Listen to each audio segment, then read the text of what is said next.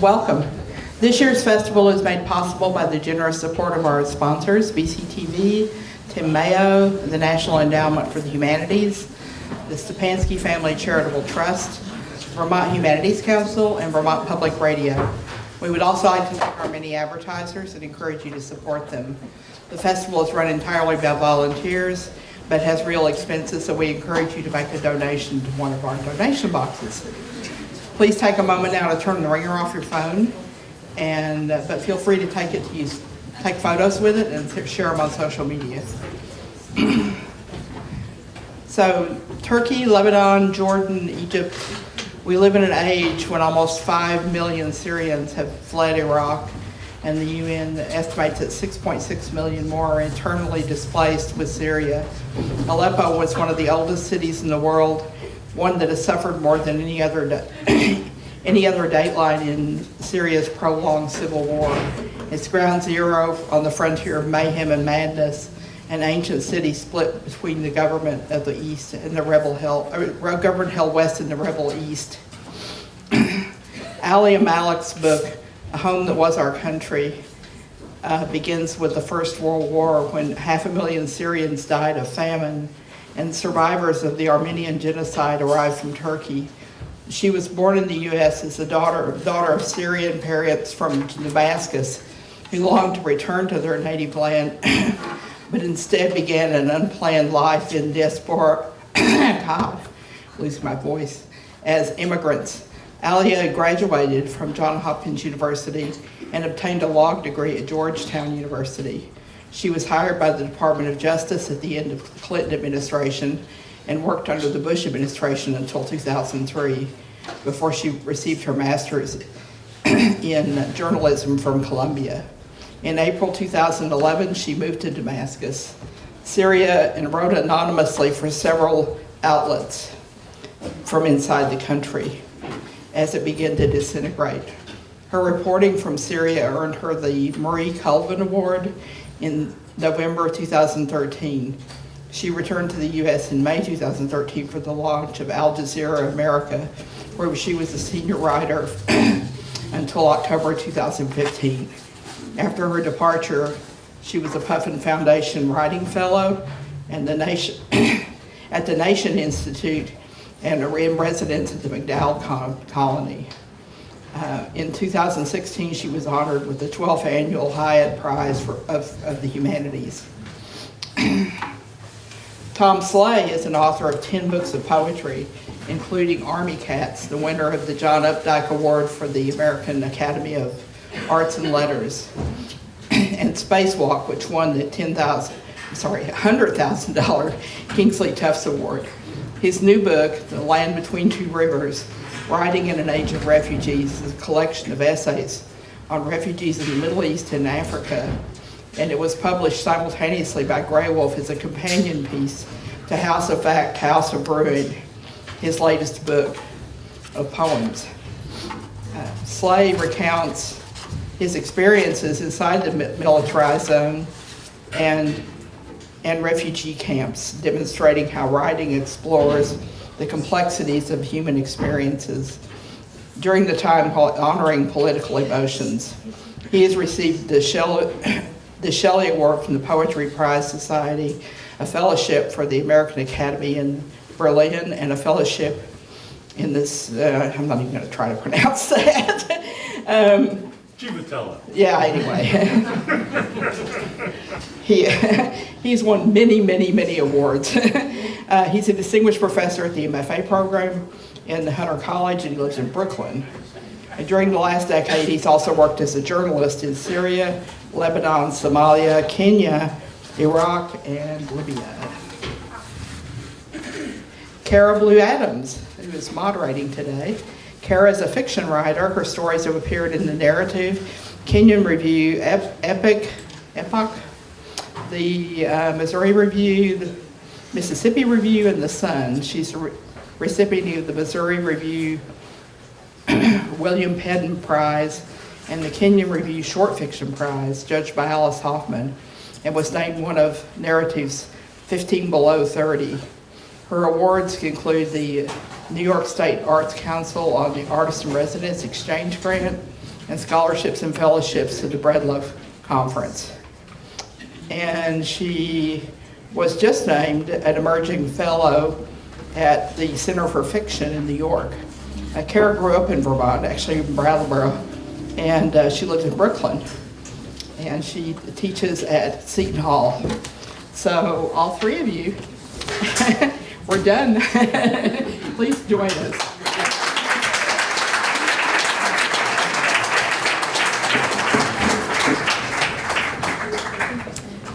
Thank you, Sandy, for that wonderful introduction.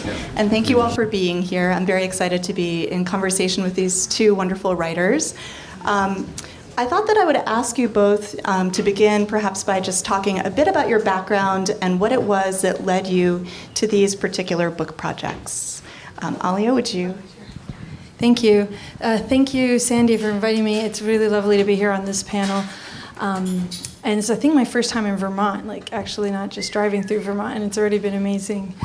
So I'm Syrian American. I came over from Syria when my mom was pregnant with me, and we were always meant to return to Syria. There are several intervening events that I describe in the book that prevent that. But the earliest years of my childhood were spent between Baltimore and Damascus, which probably couldn't be two more different places, but probably not for the reasons that you imagine. And I had always, there's a schism that happens, and there's a reason that I don't return for 12 years.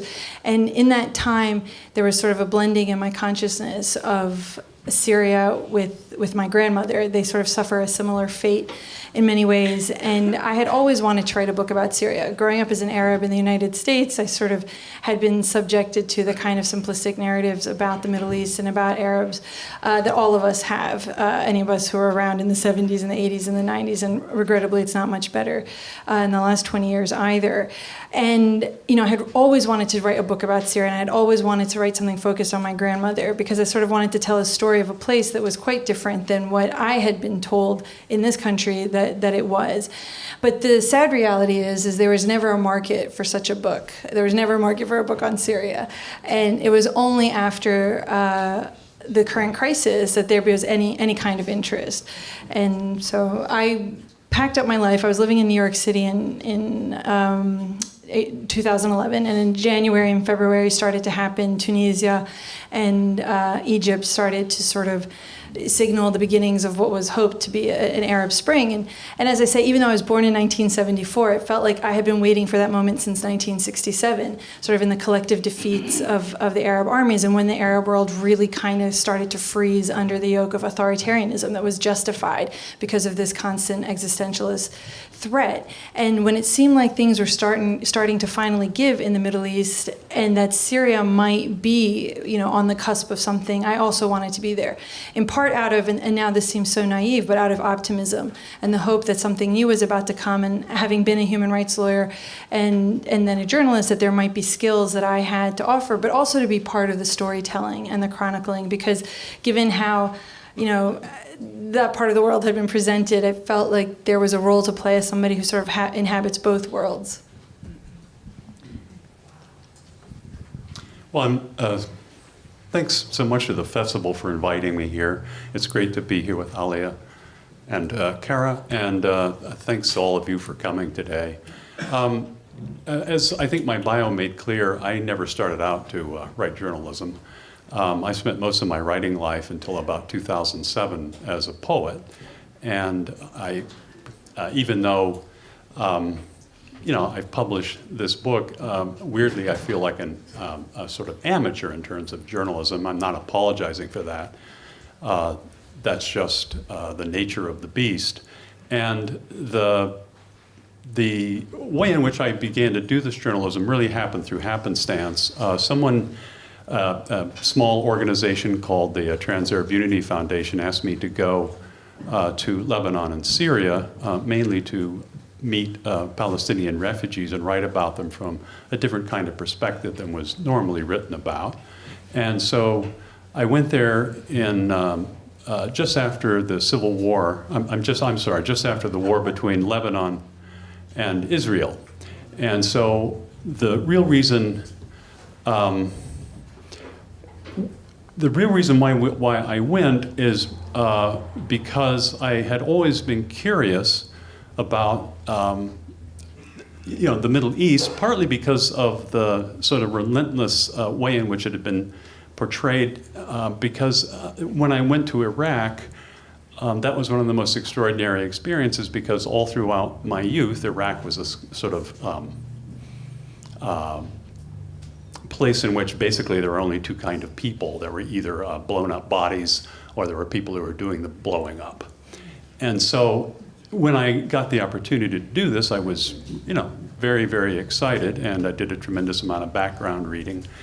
But as soon as I landed, it turned out that the difficulty that, we postponed the trip once because there was a lot of civil violence going on in Lebanon at that time.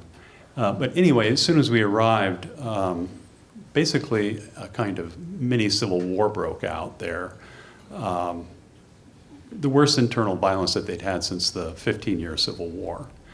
And so, because I'd been asked to write about this, I was actually asked not to write journalism about it, I was actually asked to write poetry about it. So I kind of came at it from a very, very different direction. And one of the things that I immediately discovered was, well, as a cultural outsider, how do you do that? Because it's not a history that I'm intimate with. It's not a part of the world in which I have a kind of, deep connection. And so that became one of the really interesting things about trying to write about it responsibly, and also acknowledging right off the bat that A, I was not going to do policy stuff, because that would be beyond me, and B, that really, if I were to try to address the big picture, that would be a kind of falsity. And so what I began to realize that I could do, which of course is what poems had taught me to do through all those years, was that I could register texture with great accuracy. I could register the small picture, the interactions with people from day to day, and that really became sort of the focal point of the journalism. And also the most important thing was to acknowledge up front, not to have this kind of persona which turns into the instant expert, and in fact just to acknowledge my muddle, my confusion, to be honest about what it is I did know, and to be honest about what it is that I couldn't know and didn't know. And so that began this whole odyssey about writing about refugees, but just because of the visit that I made to a Shatila, a refugee camp in Beirut. And then from there, I got other opportunities to go visit. And the thing I loved about doing the journalism, which was so different than the poetry, was that, first of all, just the extraordinary people whom you would meet, who I had never come across ordinarily, like a camel seller up in a refugee camp in Dadaab in northeast Kenya, who was a Somali. And so I ended up writing a long piece about Somali refugees. I wrote about Libya shortly, just before the country fell apart. Anyway, I've been doing this kind of work for over a decade now, and I have a plan in mind to do something in the future, in the fall. So. Thank you both. As I read both of these books, I was struck by both the congruences and the differences. Tom, of course, you were approaching the project as a poet, an essayist, and as well as a journalist, but that was a role you moved into after developing a career as a poet. And Alia, you, of course, have a background in law and human rights law, as well as journalism. You both, in your answers just now, talked a little bit about the idea of subverting a narrative or complicating a narrative, perhaps through detail. Tom, you write about that idea. And one moment that I was struck by in the book was a moment when you were talking about being in Nairobi and going to a market and talking to a woman who was a clerk there. Right. and finding that she had a Southern accent, that in fact she was a native English speaker with a Southern accent. And I thought those moments in the book were just such a wonderful way of reminding us of what the world is. As you say in one of your essays, incarnational. The world is always more, I think, complex and surprising than we might imagine. And Alia, you spoke just now also about that idea of the narrative that we might have in America and wanting to complicate that. I thought that perhaps you could speak a little bit about what you found as you wrote the book in terms of those surprising moments, those moments that might add something new to the kind of narrative that we have in our minds as Americans when we think about Syria. How much time do we have? Well, I mean, the things that were surprising for me are not about how complex and nuanced the Middle East is. I mean, I actually thought what you were about to say about how you remember Baghdad from your youth was that it was a place of incredible education and culture and civilization. In fact, Baghdad was that kind of a capital. And only until the 1991 invasion and the sanctions was it sort of devastated. But one of the stories I did not to go into the Iraq story, for Al Jazeera America, was how desperately academic faculty was trying to rebuild the universities. And there was this amazing program happening at South Carolina, at the University of South Carolina, which was sort of bizarre or not probably unexpected, that was working very hard with the staff at Basra University, in part because they both share a marsh ecology. I mean, anyway, it's just, I guess, to me, the idea that there's richness and all kinds of people in the Middle East is nothing new. That's something I sort of know just because I've been, blessed with exposure. But in terms of surprises, the surprises came in how I came to see and came to understand what it is to live under a totalitarian state. I mean, my focus on Syria is not in terms of how does it relate to, U.S. geopolitical interests, but really how does a people become so subjugated, and how does a people try to navigate that when it knows that its own regime is deadly and that the forces from outside don't really particularly care. So, in trying to understand how the choices that people make are constructed by that. And I don't think I fully understood that. Even I had simplistic narratives as to who was good and who was bad and who was moral and who was immoral in many ways, but sort of understanding how a regime through the laws, whatever those laws might be, how it can sort of create these kinds of dynamics, and also the emotional journey that I went through. I don't love the title, personally, but the reason it sort of works is because there's this analogy throughout the book that there's this house in Damascus that my grandmother, when she was a new bride, moved to Damascus right when Syria was a new nation state, even though Syria is ancient and Damascus is the oldest still existing city in the world, not Aleppo, Sandy, but Aleppo is one of them. No, but this is an ongoing rivalry between the two cities. It was a new nation state at the end of the 40s. It finally emerged. The French left kicking and screaming. And so this house that my grandmother moved to as a new bride when the country was new was the house that she lived in until 1970, which is the year that Hafez al-Assad came to power in the last coup in Syria. So Syria, in the post-war period, was a country of coups, countered coups, and attempted coups. And that was sort of part of the rhythm of the country.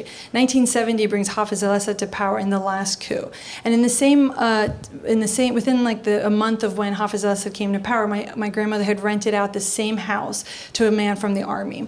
And this was the house that was intended for my mother. My mother in 1970 was only 20, but she was going to eventually, get engaged and have a family, and that house was intended for her to raise her family in. And the house in 1970 was it had a fixed term, as did in theory Hafez al-Assad's tenure in Syria. But as I say in the book, neither the president nor the tenant ever left. And the tenant was able to stay in the house because of the nature of the laws in Syria. Actually, the law was on his side.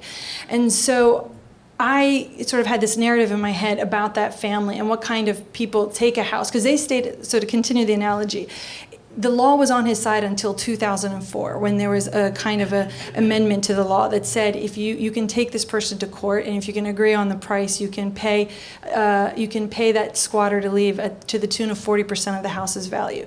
So I mean, it's a kind of, when there's a housing crisis, it was a way to kind of redistribute wealth, except just not from the wealthy. And so there were all kinds of Syrians who were pitted in these sorts of relationships with each other. But my understanding of that always was this man had taken a house and sat in it for 40 years. We won the case finally in 2010. So at the very end of 2010, we were about to embark on this, taking the house back and renovating it, and it all ends up happening in the same time that Syrians, in theory, were going to take back their country and restore it. But the state had created these kinds of relationships where you were so busy sort of being either screwed or screwing somebody, your fellow Syrian, that there wasn't that much time to kind of really to deal with what was going on from the top down. But coming to understand that and to see that family in a different way, and then realizing that I couldn't write because the book is the history of Syria as it's passed through this building and one family, my extended family, but also I understood that I couldn't leave them out of 40 years of history, just the same way that I hope that when the dust settles in Syria, that people understand we cannot sort of keep excluding each other from either our history or our future. So those were the surprises. And also coming to understand the people who inhabit your family, but to subject them to sort of a journalistic understanding is very different. I don't know who said this, but somebody asked me this at the Mayborn Literary Conference. She said that there's a saying that to have a writer in the family is like always having an assassin nearby. And that's not untrue, because then, when you start to really interrogate the people that you love or hate, but through a journalistic eye, then it's really quite a different experience. So those were the sort of transformative things for me. That brings me to another question I wanted to ask both of you, which is perhaps a little broader, which is about how you see the relationship between the personal and the political operating in your books. Alia, of course, you're telling the story of your grandmother's house and that history and Syria's history at the same time. And Tom, that's a question that you address as well, how to tackle that relationship. And you speak about the idea of grief and grievance and the difference between those, and what I thought was a really wonderful moment in the book. So perhaps you could talk a little bit about that idea. Sure. Basically, what Cara's referring to is one of those little bromides that poets come up with from time to time, and Robert Frost happened to be the author. And he said that poetry is an extravagance of grief, and politics is an extravagance of grievance. And when I first read that, it had a kind of really convincing ring. And to a certain extent, it still does. But over the years in doing this work, I've discovered that keeping those two things separate is a kind of luxury, because just the difficult lives that, for example, when I was in Mogadishu and in Dadaab, basically I was there over a period of several years, several different visits, and during that time there was a famine which really killed about 250,000 people, most of them kids. And so I was up at both in Mogadishu and in the refugee camp Dadaab, which was, when I first visited, they had about 280,000 people. And then a few years later, they had 450,000 people. And this was a camp that was built for a capacity of 90,000 people. And so one of the things that I began to think about in terms of this grief and grievance dichotomy was that the luxury to think that you could separate grief from grievance began to seem very false to me. And then I began to think about the difference between what I was actually experiencing in terms of a kind of simplistic political conviction, and then the really naughty ways in which you would begin to feel about things when you actually had experienced them. And that began to feel like what I finally formulated as a kind of political emotion. And I was trying to, come to a very clear understanding of what that would mean. And it really meant to me at the end of the day that the difference is what happens when you have a political conviction that collides, full steam into reality. And the thing that really drove that home to me was when I was in Libya traveling with a militia. And, as soon as I say traveling in Libya with a militia, people have this image of, gun-toting, but it isn't like that. In fact, the guy who was the head of my militia was an electrical engineer, and just like my dad. And the fact of the matter is that everybody in this room would probably be a member of a militia, given the fact that you had to have a revolution to overthrow Colonel Gaddafi. And while we were traveling around Libya, one of the things that I learned about Gaddafi was that, in relationship to kind of a media image, somebody like Saddam Hussein is a real baddie, he's a real villain. Whereas when you begin to think about Gaddafi, and this is one of the things that,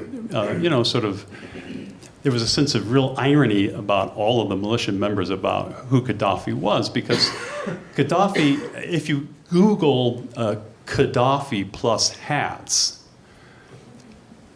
suddenly there Gaddafi is wearing lots of really crazy looking hats. And so he's as ruthless, and murderous as Saddam Hussein, but he's also a bit of a buffoon and a showman. And that made people have very kind of ambivalent relationship to him because he basically called himself the brother leader.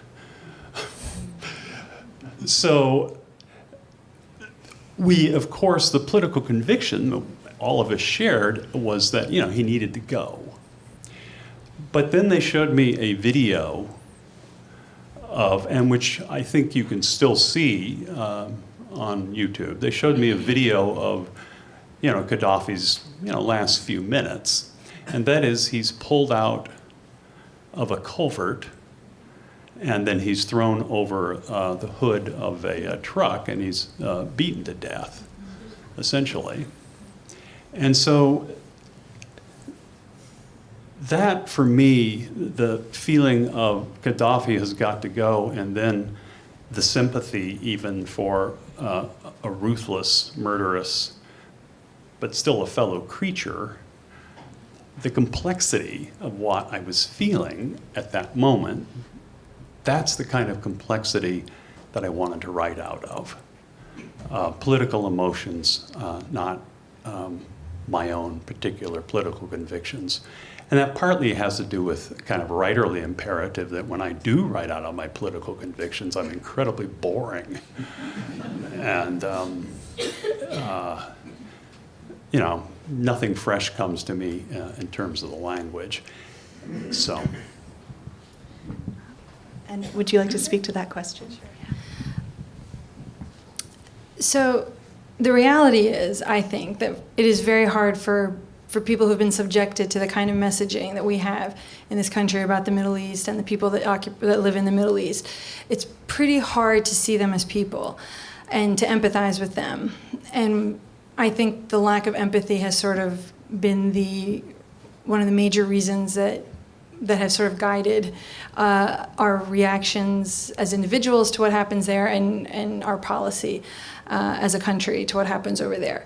So I find it very effective to blend the personal and the political, because it's one of the ways to use storytelling to allow people who think they have nothing in common or can't see anything of themselves in other people, or to empathize with other people, to kind of just live in their skin for a moment in these moments. And I've always kind of just instinctually thought that narrative and good storytelling breaks down people's resistance to learning about other people. And now I now direct the international reporting program at CUNY, and I found this study. They've actually figured this out, that this is actually true, that the effect of narrative on people's empathy, and they've mapped the brains, and science has proven this. And I think when you weave the personal and the political, you have a greater chance of sort of storytelling these moments that we're all living in. And history or whatever, stories are often that are not nonfiction, are often told about great men or great leaders. And I'm much more interested in telling the history of people as it was lived by, the history of a moment as it was lived by the people on the ground. And this, in many ways, sort of served to cast more suspicion on me in Syria, in a place where having been being a human rights lawyer and a journalist are occupations that are hazardous to your health in a totalitarian state. Something to consider today as the head of state here attacks the press so much, and there's a reason for that. And for family members who already thought it was quite suspicious that or other people who are watching, because Damascus is a place where there is no anonymity because of the security apparatuses that are always watching everybody.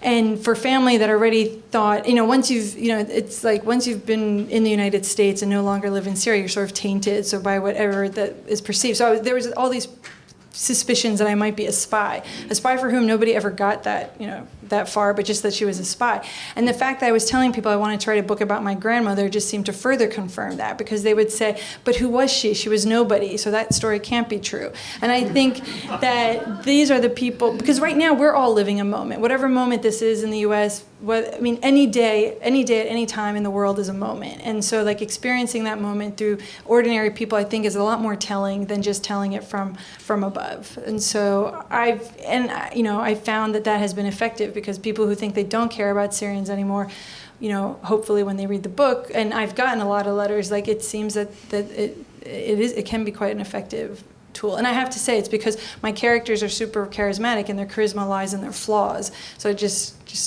something I just want to say, that even though I talk about the maligning in the representations of Arabs and Muslims and other people, it does not mean that I do PR for them. My book is full of flawed characters, because I think I don't know any perfect people, and I don't know if you know any perfect people, but if I present you perfect characters, then nobody's going to recognize themselves or people that they know in them, and then there will be no empathy. Yeah, that's something that I really admired about your book. Charles Baxter, who's a fiction writer who I really admire, who writes about craft really beautifully, talks about the idea of interesting trouble and how we want our characters to make mistakes and to take responsibility. I thought that you both created just fascinating characters and then also evoked Damascus so beautifully. You mentioned that idea of surveillance, and I was wondering if you could talk a little bit about what that's like. How many people here have been to Syria? Wow. Okay, kind of missed your chance on that one for now. Okay, well, how many people here have heard of the Mukhabarat? Mukhabarat. Okay. How many people here have heard of the Stasi, East Germany? Okay, good. So the Mukhabarat are the Syrian version of the Stasi. But whereas the Stasi, and I did a lot of comparative authoritarian studying to sort of understand how these systems work. Okay, so the Stasi are German. Therefore, they are precise in their lethalness. The Syrians are not German. But what they lack in that, what they lack in precision, they more than make up for with a kind of zeal, these Mukhabarat. And they are, Syrians are so used to the surveillance of the Mukhabarat that they've almost internalized them. So even in their absence, they are present. You don't have conversations in public. In your own house, people would say the walls have ears. And I think the best way to express their methods is to tell you a joke that I heard in Syria in the 1990s. It goes like this. The elite sort of secret security apparatuses of the United States, the Soviet Union at the time, the Israelis and the Syrians are all brought to this elite training site. So you have the CIA, the KGB, the Mossad, and the Mukhabarat. And each of them are tasked with going into this site, which is a forest, and retrieving this fox. So the CIA and the KGB get it done in 30 minutes. And in the Syrian telling, the Mossad does it in 15 minutes, because despite that sort of blustery nationalist rhetoric, everyone kind of understood that the Israelis outgunned them. The Syrians take 4 hours. And when they come back, they don't have a fox. They have a severely bloodied and tortured bunny rabbit. And the other security agents are like, it's not a fox. And the Syrians are completely unfazed. The Syrians are not in gear. They're in the street loafers, the black leather jackets that were sort of standard issue for the Mukhabarat. And the leader's taking a drag of a cigarette, and he says, he confessed. So in that environment, it doesn't matter, right? Under any kind of torture, under that kind of surveillance, whatever story wants to be stuck to you can be stuck to you. Torture is a completely valid method. And so in that environment, right? So once that has been, and this sort of started with the French mandate era when the French occupied Syria at the end of World War I, and it really heightened under the union between Egypt and Syria, and then really flourished under Hafez al-Assad. Because Hafez al-Assad, there were several agencies at this point. So in addition to spying on all of us, they were also spying on each other. So you're living in a state of constant fear. And the way that also, one of the other major methods in sort of, terrorizing the population is that your dissent or your guilt is never borne by you individually. It's borne collectively. So I might want to do something. I might want to stand up and protest, but it will cost my family. It will cost the people around me as well. And that's why so many people didn't speak up. And these are the kinds of dynamics I wanted to understand, because from the outside, the immediate experts and the immediate pundits on Syria were reading the society, but they didn't understand how to read the society. They completely disregarded all of this, and all they wanted to talk about was Islam and Islamist and all these like really tired paradigms through which we understand what's happening in the Middle East. And these are the complexities that you have to sort of layer back in if you're going to understand what happened in Syria and why Syrians made the decisions that they did or didn't make. And that was something that I would experience coming into Syria, but then I would leave Syria because I was always a very welcome tourist, but like, one of the few things, these were the questions I would be asked from my family when I'd visit Syria. How are you? Are you going to get married? Do you want to meet a doctor? Initially, when I was like 25 and had an American passport, and then I kind of phased out of doctors, and they wanted to introduce me to dentists because I was a little too old. But then, then the other question was, when are you leaving? Just to make it clear that like, there wasn't a space for me as a human rights lawyer and as a journalist, and with and I had lived and worked in the West Bank, Gaza, which is also like technically not, you're not allowed to be in Syria if you've ever been in Palestine or Israel. So there was this this understanding that I was not just a threat to myself, but also a threat to everybody around me. And without understanding these dynamics, you will never understand Syria. And if you want to run around and talk about Shia and Sunnis and Alawites, you're still not going to understand Syria, because that's not really what's as relevant as to how a society has sort of been built and the architecture of this kind of terror and fear and control.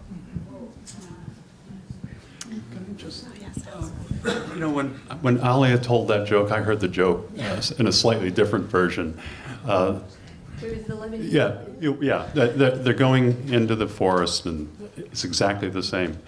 And then finally the guy comes back after like 3 hours, and of course they're going after a rabbit, but the guy brings this bear back, and he's totally ripped apart from head to toe. And then he's holding the bear by the throat as the bear's like clawing him. He's slapping the bear. He's saying, "Confess, confess, you're a rabbit, you're a rabbit." So when you started down that track, I said, oh my God, it's the same. Yeah. Depends who's telling. Were they saying, the Lebanese were saying those were their security forces? No, they were saying that was the Syrian security forces. But I loved. Confess, yeah, right. And then I also heard a version of it in which it was the CIA that was doing the confess, you're a rabbit, you're a rabbit. Yeah, so go ahead. Are we being taped? Speaking of surveillance, that actually makes me think, Tom, about how you address in your book the sort of complicity that America has politically, which is always on your mind when you're traveling to these various countries, our involvement. And then also this sort of double vision that you develop where you travel to, say, Mogadishu or Kenya to these refugee camps for Somalis, and then you come back to New York and to America, and you can't look at America without also seeing what you've seen in your travels. Right. I thought you could perhaps speak to that a little bit. Sure.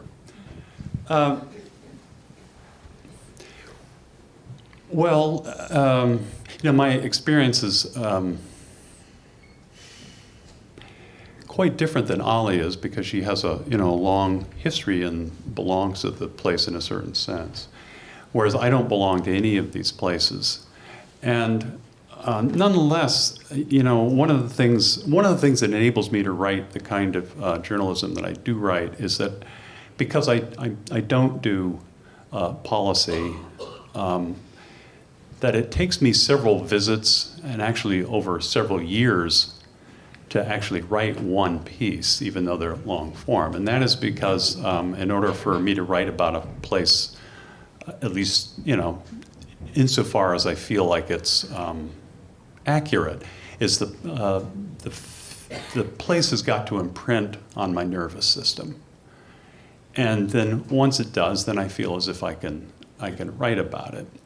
The thing about being an American, I'll just tell you a story. I was in Jordan recently, and I was doing basically a piece on Syrian refugees, but also a piece on a man named Nahed Hattar, who was assassinated because he posted a cartoon which somebody else had drawn. And that sort of became the focal point of what I was writing about. But during that visit, I went to a rather conservative university to meet with the students there. And I was told afterward that the idea that, an authority figure who's been,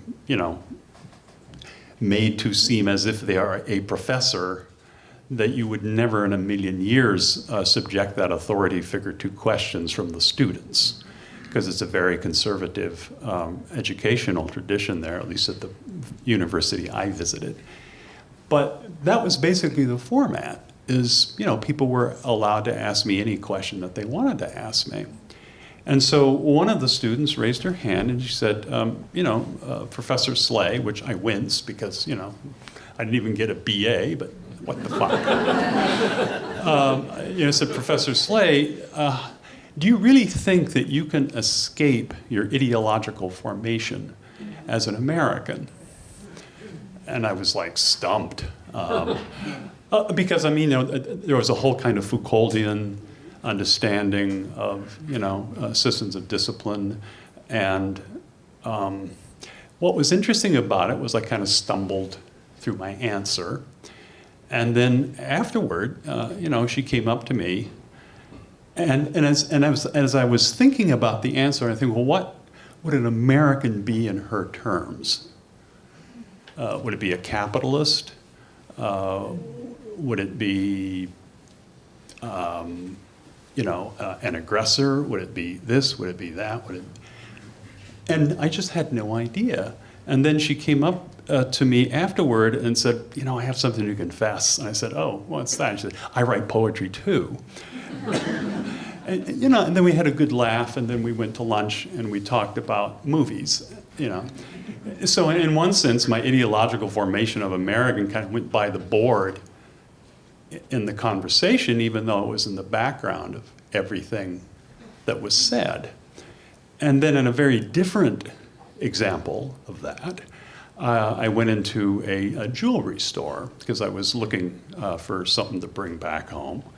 And I met, a guy, and rather similar to when I was in Eastleigh in Nairobi, which is sort of the little Mogadishu of Nairobi, and I said, well, how much is this thing? And the woman said, that thing? And I said, oh my God. And of course, she was a Somali who born in the United States, came back to Eastleigh, and was born in Nashville. And I asked her what she thought of Elvis, and she said, he's too old, But so in any case, what happened was when I was talking to the guy is I began to ask him about, the upcoming election in the United States and what people were feeling about it. And he said that he was a Bedouin, and that has a whole complicated history. To say that without going into the deep history of it, but I don't want to, because you have to understand that Palestinians are the majority population in Jordan now. And so there's a really complicated power dynamic right there. But what he said to me was, I asked, so what do people are thinking of Donald Trump? And he said, well, there are actually a lot of people who are rooting for Donald Trump in the Arab world. And I said, really? Well, why is that? And they said, well, because of Hillary Clinton's and Obama's foreign policy in which they were murdering Arabs with drones. And I thought, how many Americans, given our ideological formation of Americans, have thought that people who are being targeted as terrorists actually have extended families and relations, and that the visceral nature of those killings is going to go on for several generations. So that's the best way I can answer that, is in terms of my ideological formation as an American. Would you like to speak to that? I just want to shout out here a book, because the ideological formation of like the hegemonic American is so entrenched and so internalized that people aren't even aware of it.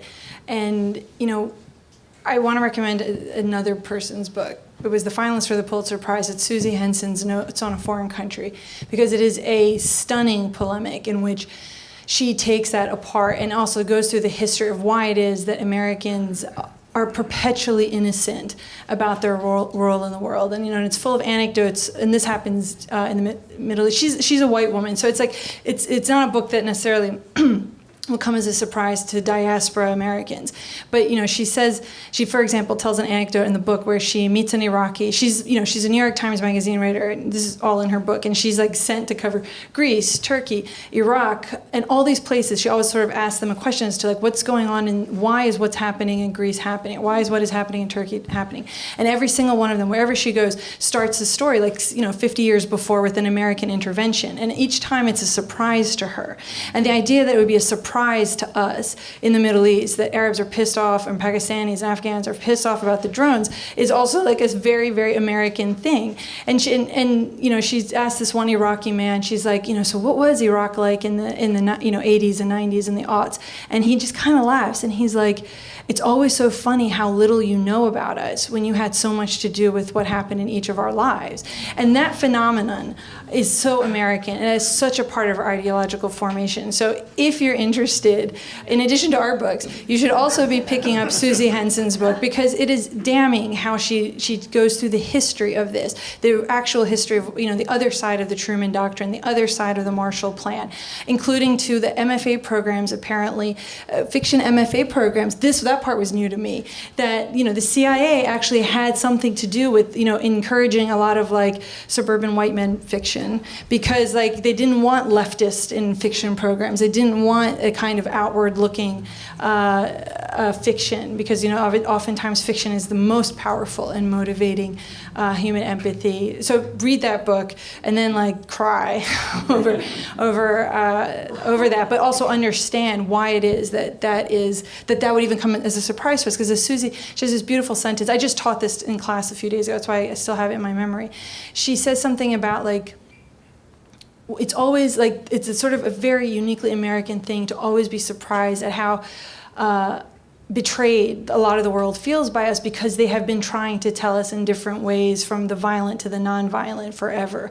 And so the ideological formation is the inability to hear that, even though it's constantly been sent to us for decades. That makes me think about James Baldwin's idea of innocence. He's her guide. Oh, I didn't realize that. So she lives in Istanbul. She had a fellowship there like 10 years ago and stayed. And because James Baldwin lived in Istanbul as well. So he's sort of like her ideological guide through the book. I think I've sold like 200 copies of Susie's book at my own readings, because it's so necessary. Notes on a Foreign Country by Susie Henson. It was a finalist for the Pulitzer Prize, and you should invite her.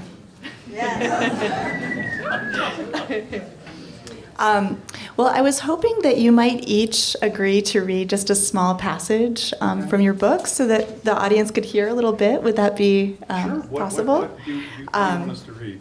Did you have? I have some ideas, but I thought I'd ask if you guys had any kind of favorite moments. And Alia, I know that you had one moment that you thought you might read. Because it's the right one. Mm-hmm. But it's a downer. That's okay. Okay. We've had some jokes. I think we can have a serious moment too. So,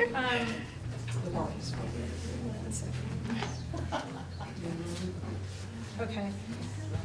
So this takes place in the spring of 2011, basically right after I've arrived, a month after I've arrived in Damascus.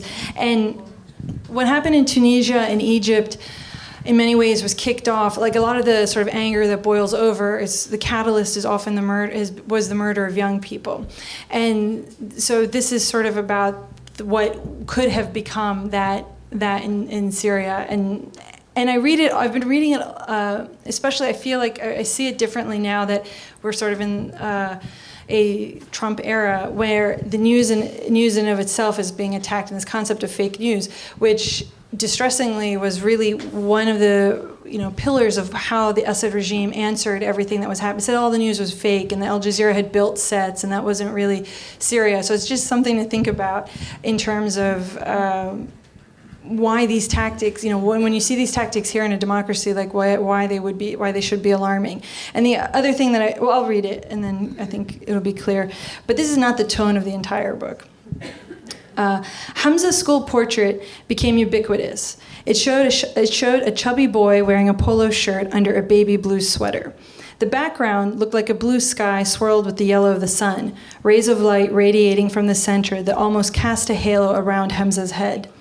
Where other boys might start to look like young men at 13, Hamza was still on the childish side of the age. Everyone in Syria became familiar with this portrait of him and one other, a still taken from a video of him after death, a naked and bloated corpse, no longer the color of flesh, but nearly purple from all the bruising. Security forces had arrested Hamza on April 29th in Daraa, 4 days after I had arrived in Damascus, for attending a rally with his family. But no one would hear of it until nearly a month later, when Hamza's body was returned. According to activists at the time, it was released to the family on the condition they say nothing. A video, however, was made and circulated, soon reaching global networks like Al Jazeera. The body showed many signs of torture. There were bullet wounds on his arms. He had black eyes, cuts, injuries consistent with electric shock devices, bruises, and whip marks. His neck had been broken, and he had been castrated. While American media often sanitize what viewers can see of what can be done to a human body, the same cannot be said for Arab audiences. Images from Iraq and Palestine had not been sanitized for years. And yet, what we saw of Hamza, which clearly showed violence done to a Syrian boy by the Syrian regime, shocked those who were willing to look. Hamza's father was briefly detained when the video came out. Syrians were put on notice. An expose to be shown on state TV would give us the truth. When it aired, doctors on camera made the case that these injuries were acquired after Hamza's death, and certainly not while the regime had him in its custody. The doctors who testified on TV said the marks on his body were not signs of torture, but had been faked by conspirators who wanted to agitate the Syrian people. To allay any doubts, Hamza's father and uncle appeared on state TV in a pre-recorded conversation and said that they trusted Assad, who they added had pledged to look into the circumstances of Hamza's death. At first I wondered why the regime had bothered with the charade. No one around me seemed to believe that anyone else but the regime had done this to the child, even though some insinuated that he or his parents were at fault for ignoring what they should have known were possible consequences for participating in the rally. But I began to understand that we weren't meant to be convinced. This was how the regime could hide a threat in plain sight. As state TV lingered on the bodily mutilations, speaking calmly about how the wounds were inflicted post-mortem, we were meant to actually look at and commit to memory the damage that can be done to a body, even to a boy. The message? Be grateful this is not your child. It was a master class in how to hear, read, and speak this coded language, the one that exists between dictator and dictated. What happened to Hamza taught me that what many Syrians who were hesitant to confront the regime feared most was not instability or the badil, the alternative to the regime. They had, whether consciously or subconsciously, understood that the regime would, like an abusive parent, punish them severely for their misbehavior, as if Syrians demanding reforms were just children. Really, The regime had survived for years on an intricate architecture that made children out of adults. To remind anyone getting any ideas to the contrary, the regime began to make corpses out of children, as they did with Hamza. And Tom, would you read for us as well? Sure. Is there a moment that you like to read, or should I choose one of my favorites? I have a lot of favorites. Let's see. One. I mean, I could read something that might make a bookend with what Alia. Oh, that would be wonderful. Yeah. Okay. Well, because, you know, when I heard that passage that Alia just read, so much of it is focused on the body as the place where all this politics gets worked out. I thought maybe I could read this passage here, which in a way I think gets back to that question you were answering earlier, my ideological formation as an American and the kind of split-screen existence that I live now. In one side of my head, I'll be hassling with the Verizon company telling me that I'm an idiot politely. And then in the other half of my head, I'll have images from the journalism I've been doing. And it's not as if I have anything profound to say about it, except that that's just the condition of my everyday life now. So I was talking with friends after I got back from Mogadishu, where I'd been finishing up an article about the lives of Somali refugees in East Africa. I just returned from seeing a famine firsthand, and one of them asked me how I felt after seeing so many starving people. It's difficult to answer a question like that coherently. The statistics, more than 250,000 dead, the majority of them children, mean nothing because nobody is moved by a statistic. Plus, it's an experience so at a tangent to most Americans' ordinary lives that I did what I usually do. I avoided the question by saying something about being divided between here and there. The bright sun and red earth and drifting dust and deep-rutted dirt roads left by Land Rovers versus the computer buzz and hum of surfing the web to find mention of some British tourist shot to death by Somali pirates. But then my friend pressed me and said he hadn't asked what I thought, but what I felt, and insisted that I answer him. And honestly, I felt enraged. On the surface, a petty, cliched rage having to do with our cars and comforts, but underneath that, a rage with more substance, less stupidly self-involved. By watching people starving to death, you see why hunger is so degrading. A hungry person will do anything. If you're a mother walking with your 2 children to a refugee camp, you might have to leave the heavier one to die in the desert or die yourself of exhaustion. Or if you're a man and a bandit, you might push your fellow countrywoman, a refugee like yourself, at least until you became a bandit, off the top of one of the alarmingly overcrowded buses making its way to the camp, and while your fellow bandits are stealing goats or chickens, you carefully search through the woman's little bundles for money or jewelry or a cell phone. And if the woman isn't dead, you and your mates might drag her off into the bush and rape her as part of the bargain. We have all seen hundreds, maybe thousands of pictures of starving people. What do we learn from such pictures except to deflect them? We superimpose an image of Christ on the cross, or see juxtaposed on the same page or screen a starving body next to a female model in a bathing suit thrusting her breasts at us, or a male model flaunting his waxed, perfectly hairless chest. So I said to my friend that I didn't know what to do with such feelings and perceptions, that they weren't exactly useful. If people are starving there, they aren't starving here. Or if they aren't dying in the hundreds of thousands. and news photos of starving kids felt, to me at least, like a kind of disaster porn. And my rage was just part of that. A defense against the deeper lassitude, even despair. But I wasn't going to give up my car and comforts, and my rage felt and feels like a kind of cant. PTSD light, you could call it. And the only way I could adequately talk about what I felt was to describe a starving 2-year-old boy.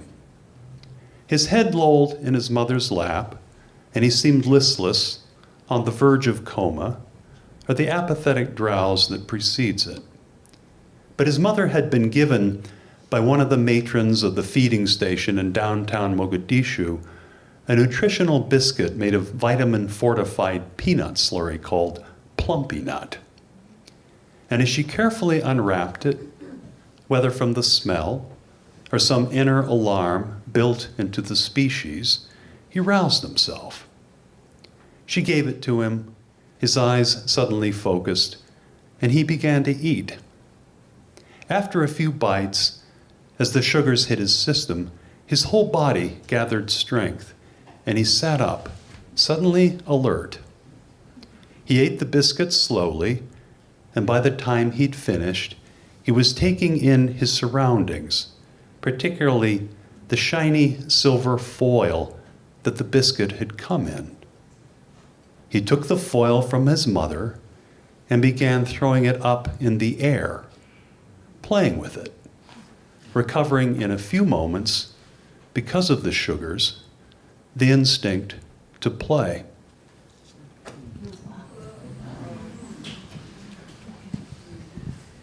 Yeah, maybe we should have a round of applause for both readers.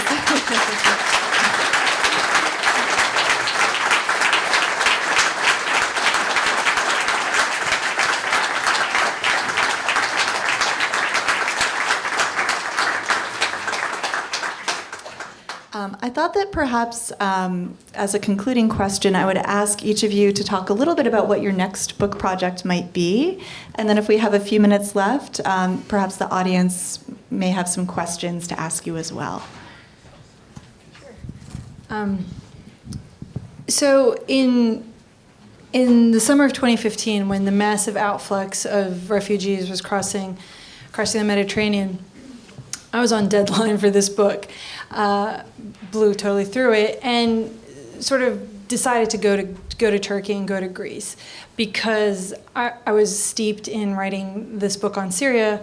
So I felt like I had a very strong idea of where people were coming from, obviously, and having written a book on Arab America and having sort of experience being in diaspora in a Western country, I felt like I had an idea of where they were headed and sort of the processes that were going to unfold in people's lives. So ended up in a garden in Greece in Kos, one of the islands, and it was sort of like trying to figure out how we were going to get into the story. I was with my partner, who's a photographer, and who had covered America's interventions in Afghanistan and Iraq. So we felt like this was another chapter in stories that we had been working on for a long time. And I overheard a group of Syrians. I heard Syrians and Iraqis everywhere, but this group was curious because I heard, an accent from the coast, from like Latakia. I heard people speaking with the interior accent from Idlib. I saw a woman in a hijab. I saw kids. I saw women not in hijabs and in short shorts, and they were all hanging out together. And they had Damascus accents, this group, many ages, all this variety. I couldn't figure out how they fit together, and so I started talking to them, and it turned out they had been on the same raft together, and their raft had gotten stranded in the Aegean, and these were we're talking like 50 people were on this raft for 20, but this group of 12 had kind of worked together to get the raft going again, and so they had decided they were going to stick together for the rest of the route, and I asked if I could accompany them. So we made the journey with them from Greece to Europe, and they ended up in different places in Sweden and Germany and the Netherlands, and I've gone back several times times to follow up on the story. So that is the book, a book that I'm working on that will come out hopefully in 2025, 10 years. So I want to spend sort of 10 years with their lives. Because I think it'll sort of, I mean, we're all not underwater by then. However, but that report in the New York Times was terrifying. Because I think it's also going to tell us a lot about our Western societies, and what are the limits of liberal societies and the ideas of the European Union. So that's like the next big book project, and a lot of that work also went into Europa. So a bunch of us, journalists and photographers who had worked on that story, we were constantly being not accosted, but being asked for information by people making this journey. And we realized that we had a skill set that's usually used in a voyeuristic kind of way, I mean, in the worst possible sense, and that maybe there was a way to use our skill set to serve this population. And so this thing was created by us called Europa, an illustrated guide for refugees and migrants, and it's based on the Magnum photographic archive. But I was asked to develop the written content, and I was guided by conversations that I kept having with people from Iraq and Afghanistan and Syria as we made this journey. And they would say things to me like, nothing like what has ever happened to us has ever happened in human history. And we were having these conversations on the borders between Croatia and Serbia with Vukovar, not very far at all. And they spoke with utter shame of what had happened to their beautiful countries, and spoke about Germany Shangri-La. And it's like, well, yeah, but did you know what Germany looked like 70 years ago? And this place that they wanted to go to, and this idea that Europeans were somehow so much better at, that Europe was so much better. And it's like, yes, but this European Union, Schengen, the thing we're all trying to take advantage of in crossing these borders, is an absolute result that was the way the Europeans resolved the fact that they were killing each other for centuries. And so there was this disconnect between what they, between these two different histories. And at the same time, Europeans were talking about, Fortress Europe, as if Europe itself, especially Germany, hadn't been the formation of migration and conflict. And that history is completely recent. And because it's a magnum project, Europeans love photography, we realized that this was going to be a meeting point in this project. So we created this guide to Europe, but telling the history of Europe through the lens of migration and conflict and the reshaping of these societies, with the beautiful photographic archive that Magnum has, because memories fade. I don't know why memory is so short, but here is proof. This is what Germany looked like just this many decades ago, and it's peppered with all these oral histories of people who've lived a different version of this. So yes, I think there's a lot that's happening in Europe with this massive experiment, and that's where I'm sort of putting a lot of my focus on. God, that was a beautiful answer. And I wish I had anything nearly as coherent to say, but I don't. That's not how I work. So, I have a lot of poems sitting in a book, and I look at them and I revise them, and then I throw them out, and then I bring them back, and it's like that. So I don't, I honestly, I really go by the seat of my pants in terms of what I'm going to do. One of the things that is really pressing to me is I can see the off-ramp getting closer and closer, given my age. And, I feel time's sort of compressing radically. And what that means to me is that it's very strange, because when you were describing that, I remember when I was, that sort of the sense of shame with those people. So I had an experience, which was really one of the reasons why I began doing this work anyway. I went down to the south of Lebanon during this period in 2007 when this kind of mini civil war broke out, and a guy who took me down there was a university student who was majoring in engineering. And he had been a member of the Red Cross when the Israelis were bombing this town called Kana. And if Kana rings a bell, that's because that's supposedly where Jesus worked the first miracle. Of course, there's a Kana in Israel and there's a Kana in Lebanon, and they fight over which is the real Kana. And but that's also part of the history of the place. That's also part of the conversation. Everything has there's always a vast contentious literature about you call one thing the Nakba, and you call the other thing the War of Independence. And those are big differences. But this guy took me down to the town of Kana, and there had been what can only be called a massacre previously in '96, when a bomb had been dropped on a compound, a UN compound, which is supposed to be off limits, and about 100 people were killed. Well, when he had to go down, another bomb was dropped on the same town of Kana. And the thing that most folks don't know about, that's a sort of bizarrely intimate relationship between combatants. So the Israeli Defense Forces dropped leaflets saying, "Get out of town, because we're going to bomb you." But of course, where is there to go? Because if they're bombing the roads around there, if you leave town, you'll be blown up anyway. So an entire family, about 28 people, extended family, were wiped out by a bomb. So this had happened twice. And so what he did is he said when they got there, he was waiting for the all clear from Hezbollah, who were of course waiting for the all clear from the Israeli Defense Forces.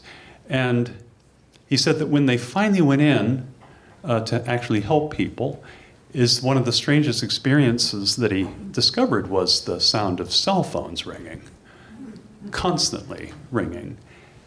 And that was because the people were dead, but the cell phones were still working. And basically, he took me to each part of Kana where he had helped people, because he had a photographic memory of it.